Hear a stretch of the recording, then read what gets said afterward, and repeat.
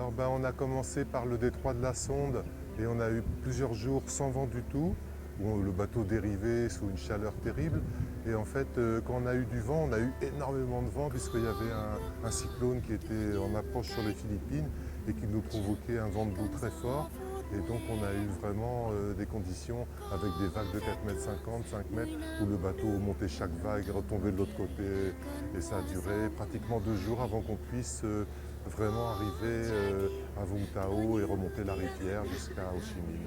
Le climat est très différent, la couleur du ciel est différente, il y a énormément de bateaux de pêche, de filets, beaucoup plus, peut-être qu'il y a beaucoup plus de poissons peut-être qu'en Europe.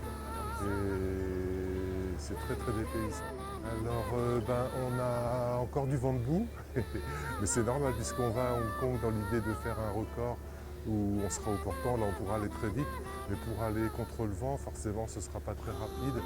Et on a prévu 4 à 5 jours de mer pour aller là-bas. Alors Shenzhen, on ne connaît pas du tout, donc pareil, on va sûrement être très dépaysé, comme on l'est ici à Ho Chi Minh.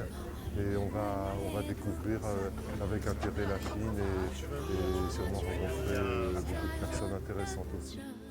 Les deux étaient très différents puisque j'étais seul sur la première étape et le trajet était très long, il faisait à peu près 20 000 km. Et la deuxième étape était plus courte, j'avais l'équipage, mais heureusement parce que c'est vrai qu'on avait beaucoup d'obstacles.